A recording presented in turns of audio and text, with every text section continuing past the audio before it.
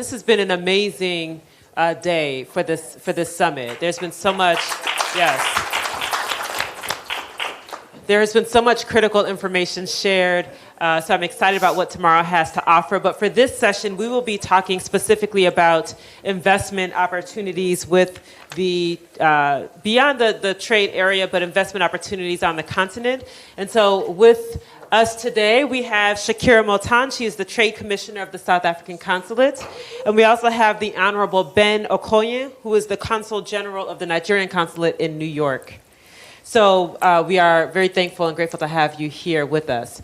So I know we've gotten a lot of information over the course of the day, and so you're looking for specifics. What are the investment opportunities? We want people to walk out of here with a good sense of what they can be working toward, what the opportunities are, and how they can prepare and take advantage of those opportunities. So I want to give both of you an opportunity to introduce yourselves, and also just to give an overview of your work, and from your view, what the existing opportunities are. And we will start with you, Shakira. Okay.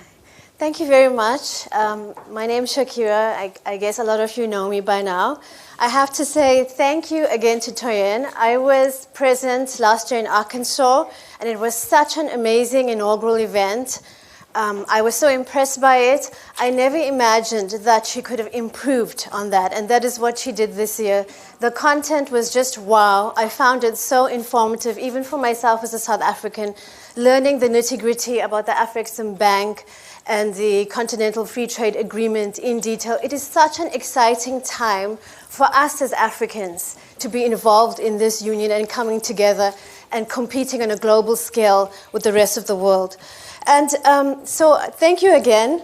I have to say I'm a little bit disappointed because I gave her a 60-page slide and I said, this is what I'm going to be presenting. And unfortunately, I'm not able to present, but I will speak, so I may be a bit all over the place. And I wanted to, at first, respond before I go into details to Colonel. We were debating with each other during lunch break, and the debate has continued. And, you know, I have a bee in my bonnet now, and I'm not supposed to do tit for tat, but I would like to. So I'll start. I'm very happy that he mentioned the notable investment announcements, particularly in South Africa. He mentioned Amazon Web Services that it's expanding on a large scale. They made this announcement. They'll be starting in 2020 with 3 centers for cloud storage. And they've had 14 years, actually, in the Western Cape. He mentioned Ford, that has increased their workforce or announced to increase their workforce by 25%, ramping up production in Pretoria.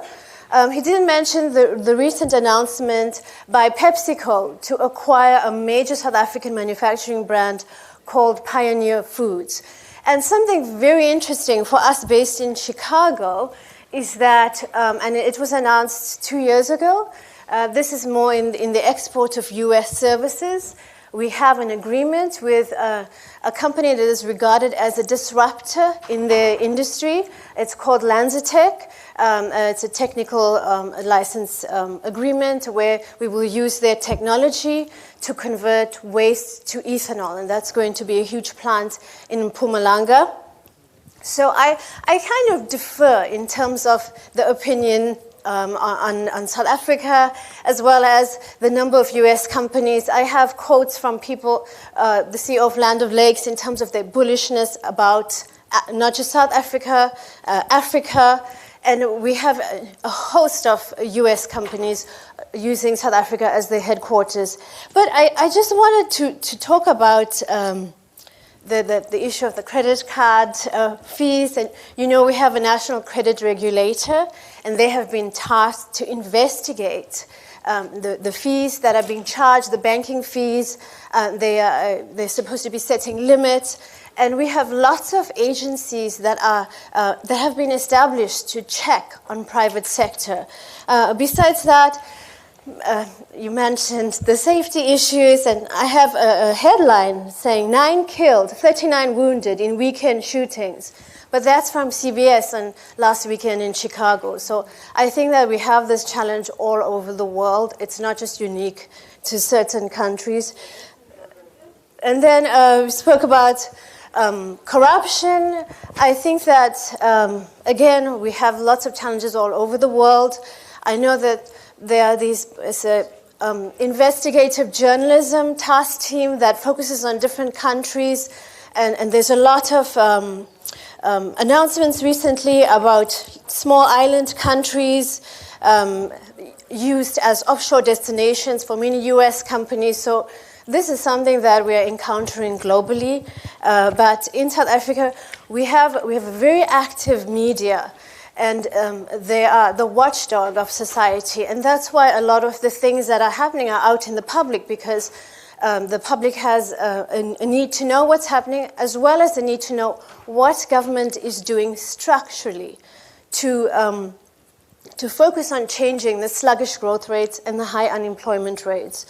And when we speak about opportunities, today we've heard a lot of information, we've had a lot of stats in terms of population growth rate, dynamics growth rates, GDP per capita, comparisons.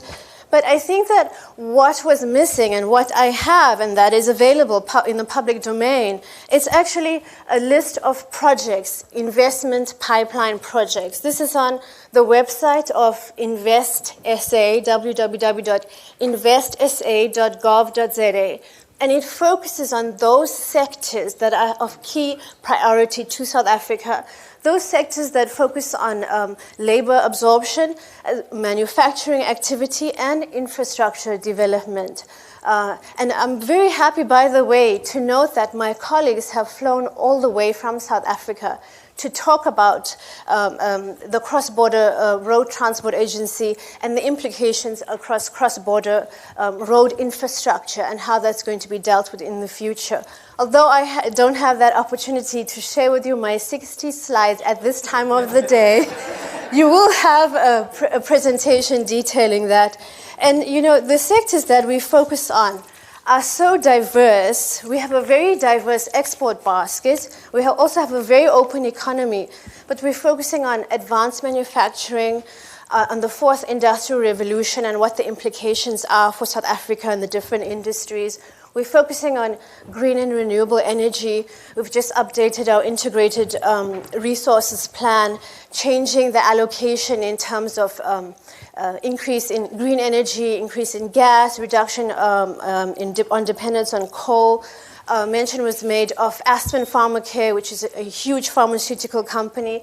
We have many projects in the pharma industry. And we also have something similar to the Exim Bank in terms of industrial development zones, special economic zones, where we provide a host of incentives to companies, such as reduced corporate tax rates, customs-controlled areas, support in terms of skills levies, and just a one-stop shop in terms of hand-holding for foreign companies. And that encompasses the various sectors, like the automotive sector, which is concentrated in Pretoria and in the Eastern Cape, the agro-processing sector, and many others, key sectors, of which, because of time, and you see I have many papers around me because I have so much that I want to say. So because of time, I can refer you to the website, which highlights those different industries and the opportunities that lie therein. Over and above that, we've also got a map of our country, the provinces, and the strengths in each industry in terms of, in each province, in terms of those industries, and where our special economic zones are and what you can do. We always market South Africa as your partner when entering into the rest of Africa, because South African companies are known for their experience and expertise. And indeed, we have done exceptionally well in 2010 when we had the World Cup. We hosted the FIFA Soccer World Cup. We built all of the stadia in record time, and we also still use those stadia for many things, such as rugby, cricket games, and